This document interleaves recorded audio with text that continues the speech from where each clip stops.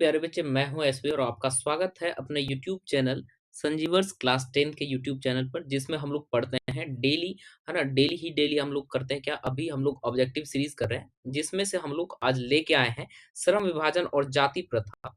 जिसमें आज हम लोग करने वाले श्रम विभाजन और जाति प्रथा, है ना। इसके जो 30 ऑब्जेक्टिव, जो मेन ऑब्जेक्टिव हैं, एग्जाम पर्सपेक्टिव से देखे हैं कि जो हमारे पास आने वाला है एग्जाम पर्सपेक्टिव से, उसी क्वेश्चंस को आज देखेंगे, उसी क्वेश्चन को करने वाले हैं। एग्जाम पर्सपेक्टिव में जो क्वेश्चन आ सकते हैं या जो पूछे गए हैं अधिक से अधिक, चलिए उसको करते हैं। और आज, है ना, वीडियो को यहीं से स्टार्ट करते हैं।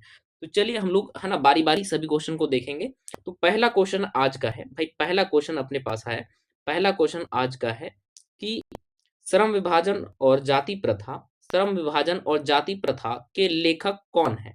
तो ऑप्शन ए है प्रेमचंद, ऑप्शन बी है रामधारी सिंह दिनकर, है ना। ऑप्शन ए प्रेमचंद और ऑप्शन सी है रामधारी सिंह दिनकर और ऑप्शन सी हरिप्रसाद द्विवेदी। तो बताइए ऑप्शन इसका आंसर हो जाएगा सर ऑप्शन डी, इसका सही आंसर हो जाएगा डॉक्टर भीमराव अंबेडकर। क्या हो जाएगा? डॉक्टर भीमराव अंबेडकर, यानी इसके लेखक कौन है? डॉक्टर भीमराव अंबेडकर है। चलिए जी, नेक्स्ट बढ़ते हैं, नेक्स्ट अगले क्वेश्चन पे। और अगला क्वेश्चन हमारा क्या है? अगला क्वेश्चन देखो, है ना। अगला क्वेश्चन अपने पास क्या है, जरा देखो। कहते हैं लेखक के अनुसार श्रम विभाजन का आधार क्या होना चाहिए? यानी लेखक के अनुसार श्रम विभाजन का आधार क्या होना चाहिए? ऑप्शन ए है जन्म, ऑप्शन बी है जाति, ऑप्शन सी योग्यता और ऑप्शन डी परंपरा, है ना, परंपरा। तो क्या इसका सही आंसर होना चाहिए? सर योग्यता के आधार पर श्रम विभाजन होना चाहिए। किसके? योग्यता के अनुसार पे। कोई नाई है तो उसके योग्य, अगर बाल कटने लायक है तो उसको नाई बनाना चाहिए। अगर कोई, है ना, मास्टर है, उसको पढ़ाने की योग्यता है तो उसको पढ़ाने देना चाहिए। चलिए नेक्स्ट, नेक्स्ट बढ़ते हैं अगले क्वेश्चन पे। और अगला क्वेश्चन है हमारा, अगला क्वेश्चन क्या है बताना जरा। अगला क्वेश्चन अपना है सर, कहता है जाति प्रथा जाति प्रथा व्यक्ति के किस अधिकार को सीमित करती है, यानी सीमित करती है। यानी जाति प्रथा जो है किस अधिकार को सीमित करती है, बताइए किस अधिकार को? ऑप्शन ए शिक्षा, यानी जाति अधिकार किसको, है ना, सीमित कर रही है? शिक्षा को, है ना। ऑप्शन बी स्वतंत्रता को, ऑप्शन सी धन को और ऑप्शन डी भाषा को। बताइए, कह रहा है कि किस, है ना, किस अधिकार को सीमित, है ना, करती है, यानी कि वो किसको? स्वतंत्रता को सीमित कर देती है जाति प्रथा।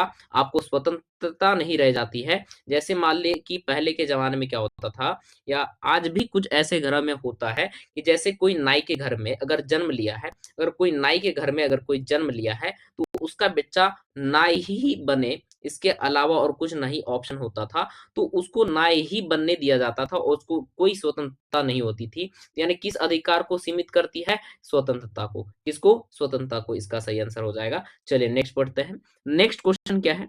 नेक्स्ट क्वेश्चन है लेखक लेखक किस व्यवस्था को आलोचना करते हैं? यानी लेखक किस व्यवस्था के बारे की आलोचना करते हैं? ऑप्शन ए समानता का, ऑप्शन बी सहयोग का, ऑप्शन सी असमानता का और ऑप्शन डी बंधुत्व का। बताइए लेखक किसका किसका सही, है ना, व्यवस्था की आलोचना करते हैं? असमानता की आलोचना करते हैं। किसकी आलोचना की? असमानता की आलोचना करते हैं। चलिए नेक्स्ट क्वेश्चन बढ़ते हैं। और नेक्स्ट क्वेश्चन क्या है? चलिए देखिए, और है ना, क्वेश्चन है श्रम विभाजन की सही रूप कौन सा है? श्रम विभाजन का सही रूप कौन सा है? तो ऑप्शन ए जन्म आधारित, ऑप्शन बी जाति आधारित, ऑप्शन सी योग्यता आधारित और ऑप्शन डी धर्म आधारित। चलिए क्वेश्चन पढ़िए फिर से। कहते हैं श्रम विभाजन का सही रूप कौन सा है?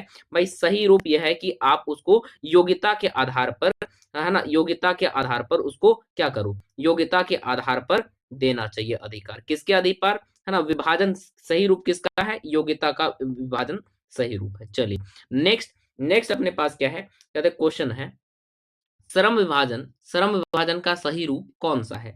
परंपरा, ऑप्शन ए परंपरा, ऑप्शन बी है कार्य का स्वतंत्र चुनाव, ऑप्शन सी जाति नियम और ऑप्शन डी धार्मिक बंधन।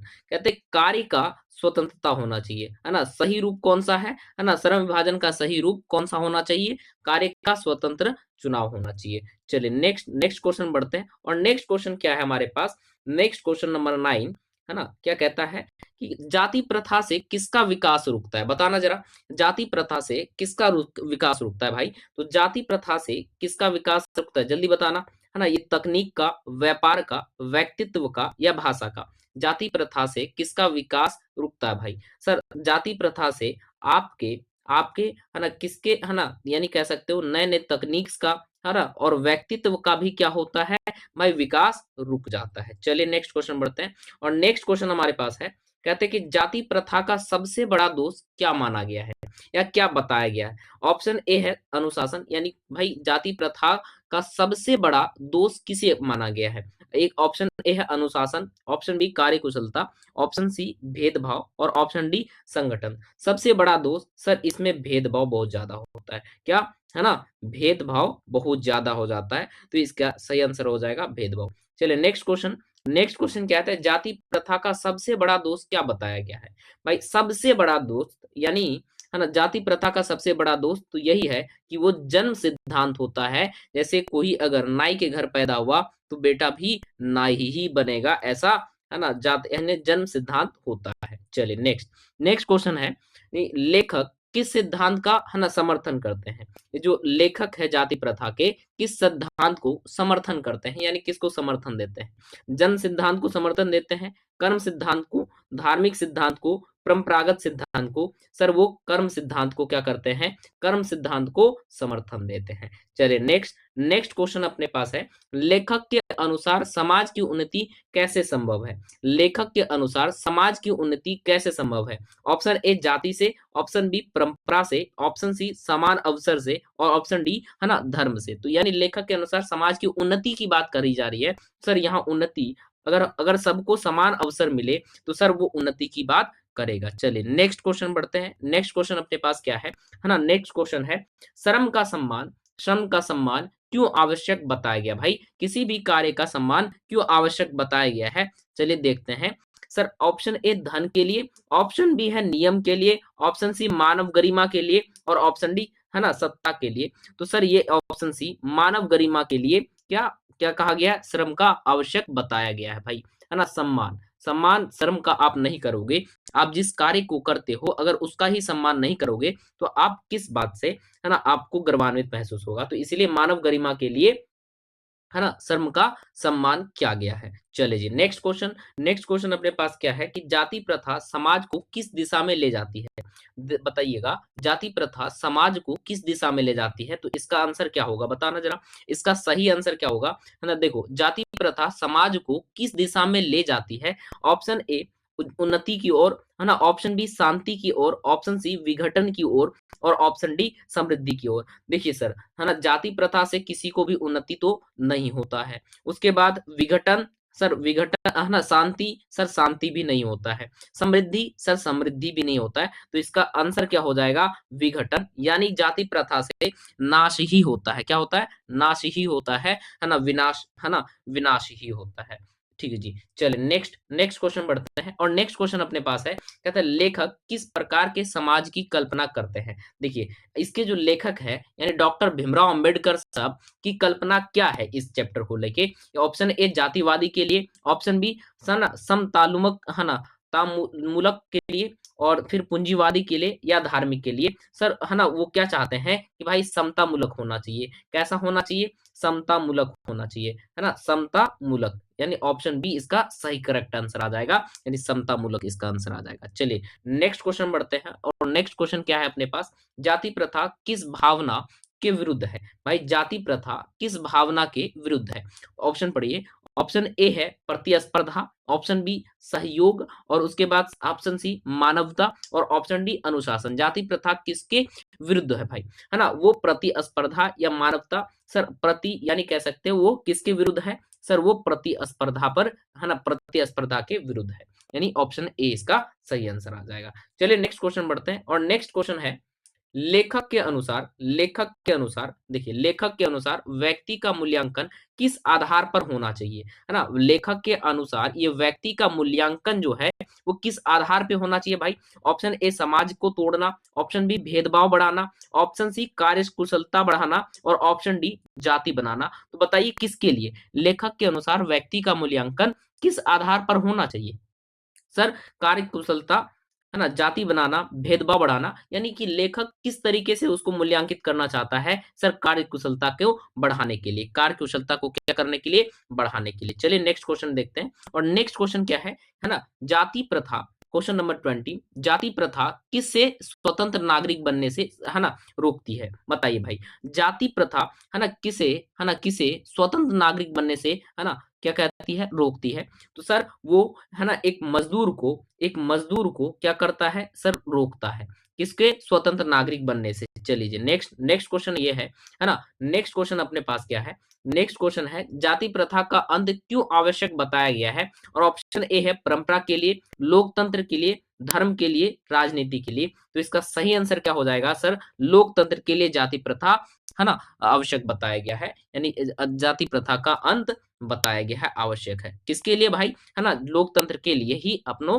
है ना, सही होगा। चलिए नेक्स्ट क्वेश्चन, नेक्स्ट क्वेश्चन अपने पास क्या है, क्वेश्चन नंबर 22, जिसमें से क्या है भाई, क्वेश्चन क्वेश्चन है, लेखक लेखक के अनुसार, लेखक के अनुसार लोकतंत्र की सफलता किस पर निर्भर करती है, बताइए। लेखक के जो है, ये इसके अनुसार लोकतंत्र की सफलता किस पर निर्भर करती है। ऑप्शन ए है धन पर, ऑप्शन बी है शक्ति पर, ऑप्शन सी है समानता पर, और ऑप्शन डी है जाति पर। तो इसका सही आंसर क्या हो जाएगा, लेखक के अनुसार लोकतंत्र की सफलता, सर अगर सब कोई समानता की भेदभाव रखे, तो समानता की भाव रखे, तो लोकतंत्र पर, है ना, इसकी सफलता पर निर्भर करता है। चलिए जी नेक्स्ट, नेक्स्ट क्या है अपने पास क्वेश्चन, क्वेश्चन है, श्रम विभाजन का गलत आधार कौन सा है भाई, श्रम विभाजन जो है उसका गलत आधार कौन सा है। ऑप्शन ए रुचि है, ऑप्शन बी योग्यता है, ऑप्शन सी अनुभव है, और ऑप्शन डी जाति है। तो भाई श्रम विभाजन का गलत आधार किसे माना गया है सर, ये अनुभव को माना गया, यानी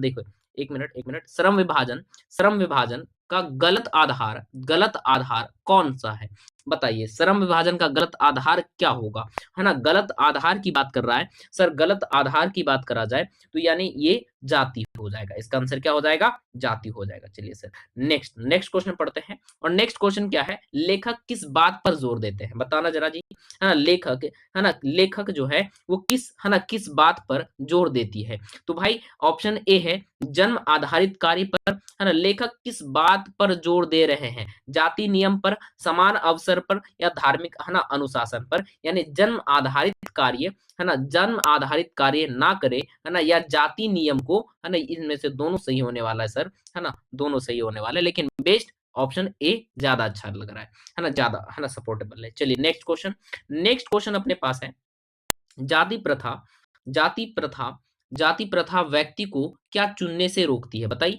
है ना, जाति प्रथा व्यक्ति को क्या चुनने से रोकती है सर। ऑप्शन ए है भोजन, ऑप्शन बी, है ना, मित्र, ऑप्शन सी पेशा, और ऑप्शन डी भाषा। तो इसका ऑप्शन सी सही आंसर आ जाएगा सर, है ना, जाति प्रथा जो है वो पेशा चुनने से बाधित करती है। चलिए नेक्स्ट क्वेश्चन पढ़ते हैं। और नेक्स्ट क्वेश्चन क्या है ना, देखिए नेक्स्ट क्वेश्चन है, श्रम विभाजन का आदर्श आधार क्या माना गया है भाई। श्रम विभाजन का आदर्श, है ना, कह रहा है कि, है ना, श्रम विभाजन का आदर्श, है ना, आदर्श आधार क्या माना गया है।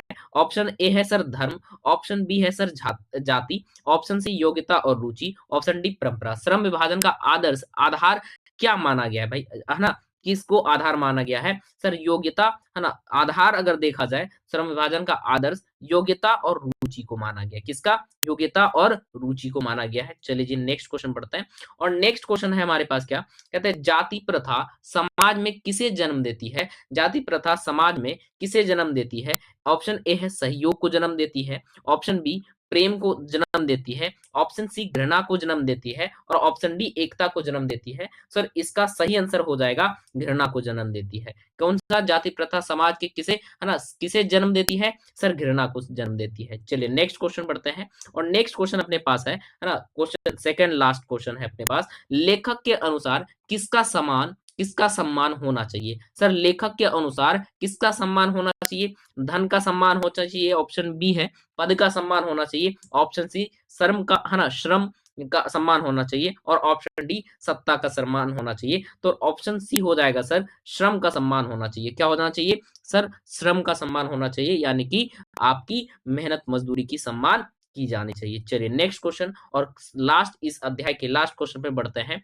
और इस अध्याय के लास्ट क्वेश्चन क्या है, इस पाठ का केंद्रीय विचार क्या है, इस पाठ का केंद्रीय विचार क्या है, भाई? ऑप्शन ए है जाति का महत्व, ऑप्शन बी है परीक्षा की है ना परंपरा की रक्षा और जाति प्रथा का विरोध, ऑप्शन डी है धर्म का अपमान। तो बताइए भाई इसका जो मुख्य केंद्र विचार है ना जाति प्रथा का विरोध करना। जाति प्रथा का क्या करना? विरोध करना। और चलिए अगर आप लोग यहाँ तक देखे हैं वीडियो को, तो आप एक बात से ज़रूर से बताइए कि वीडियो कैसा लगा?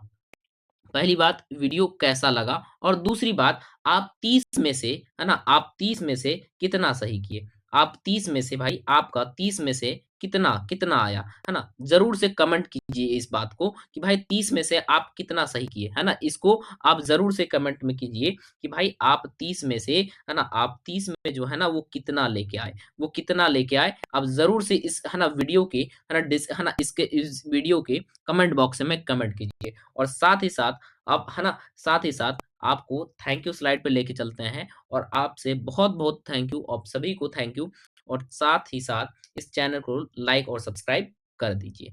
चलिए, मिलते हैं नेक्स्ट वीडियो में, तब तक के लिए बहुत-बहुत धन्यवाद। जय हिंद और आप लोग दूसरी वीडियो क्या होनी चाहिए ज़रूर से कमेंट में बताना, है ना? कमेंट ज़रूर कीजिए। चलिए नेक्स्ट बढ़ते हैं।